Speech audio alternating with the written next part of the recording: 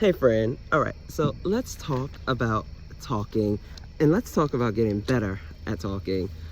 So as you know, I am homeless. Woo, woo to me.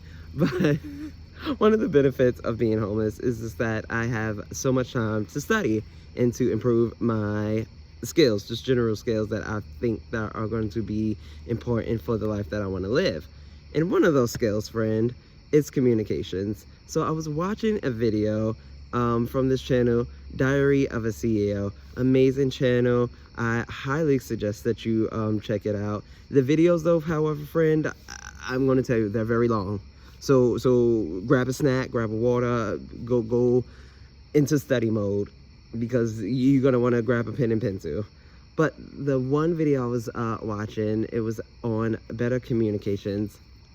Do I got something in my bed, girl? Yeah, friend, let me know if I look crazy. I have to shave and get my hair done. I'm getting off topic. But yes, so one of the videos I was watching is better communication, because that is one of the things I definitely need to learn, is how to communicate better. So I'm going to share with you some of the tips and tricks that I found useful in this video. I got my little handy dandy notebook, girl. Handsy dandy. You love taking notes, yeah. All right. Honey, there's an owl hooing. I'm telling you, if there's one thing Pennsylvania has, it's wildlife. Oh my goodness. But the communication. So one of the tips that I found really helpful was to find a way to separate the person from the problem. Right? Now, what does this mean, friend?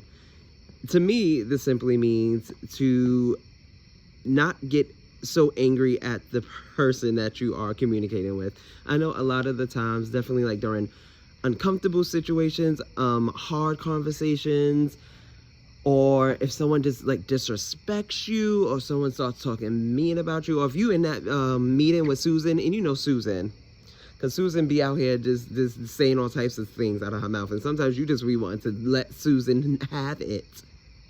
But we have to separate Susan from the problem, because at the end of the day, both me and Susan want that solution, right? So I have to understand that Susan isn't the problem. I have to understand where Susan is coming from and why Susan is upset. Why am I upset? Why are we even having the conversation at all? It's not about Susan, right? The conversation isn't about Susan. The disrespect isn't about Susan. The disrespect comes from something a lot deeper. The conversation comes from something a lot deeper. There's a root that we both need to figure out, because we both want a solution. If we didn't want a solution, there would be no conversation. As simple as that, friend. So to separate the person from the problem, because we want the solution, and to go around and around and only blame the person, we're not going to get anywhere. So separate the person from the problem. We want to be problem solvers. The second tip that I really loved from this video was to, of course, remember to breathe. But I always say that. I'm a singer. Friend, breathe, please. Always breathe. This quote is so great. If you can't be a bridge, meaning to fix the issues, then be a lighthouse. Find a way to be kind. Now, I know that we may not know each other in real life, friend, but if we were to be around each other more often, you would hear me say, be kind. It costs nothing to be kind. Be kind to everyone. Be kind to yourself, first of all. It's not hard. I said, when you love yourself so truly and so hard, it's so easy to be kind to others. But how does this pertain to bettering our conversations? So once again, going back to the last point, was to fix the problems or find the problems, because we separate in the person from the problem. But let's be honest, friend, there are going to be times where you're not going to come to a solution. There is going to come to a time where you're not going to find a middle ground. Agree to disagree. Be fine with not getting stuff across. I don't know how else to say that. Breathe and let it go. Let it go, friend. So that's what that really means. It's just that, like, sometimes in your conversations, like, you're not going to see eye to eye. And it just is what it is. If you cannot build a bridge, then be a lighthouse. Leave the conversation with some kind of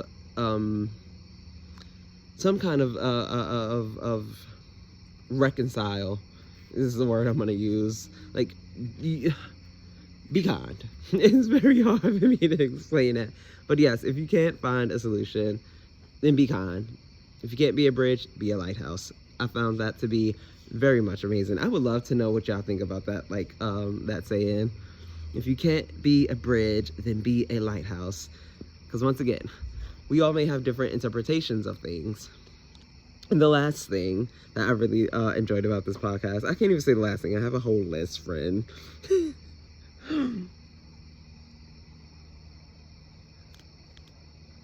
This one, you can become the person you want to be by choosing your words.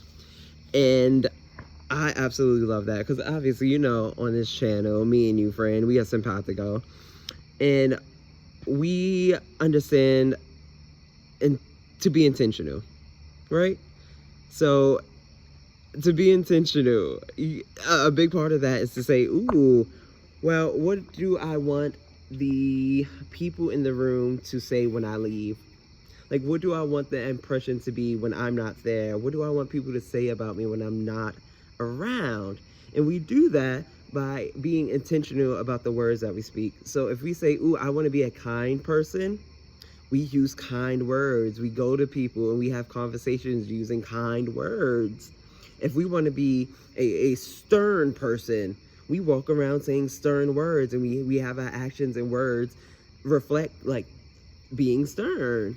If you want to be anything, we really much have to choose to be intentional about the things that we say, because the things that we say become our reality. And it sounds so crazy. I know, like, growing up, I used to have this saying all the time, like, fake it until you make it, or keep telling yourself your delusions, because eventually they're going to come true. And it's so true, though. That's such a fact of life.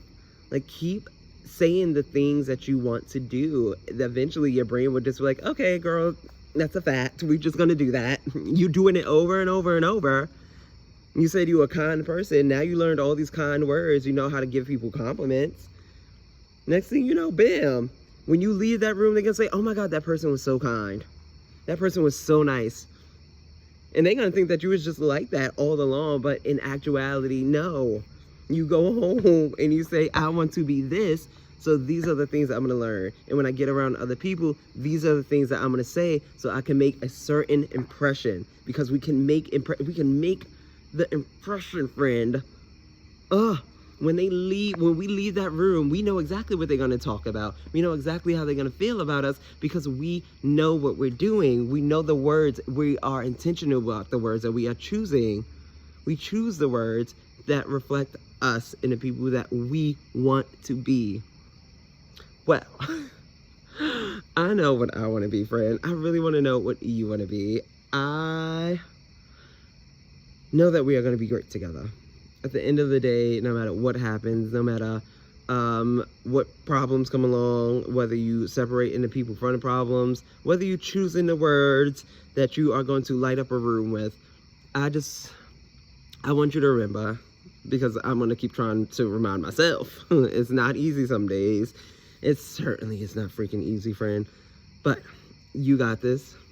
I got this. We got this. I'll talk to you all later, friends. Bye.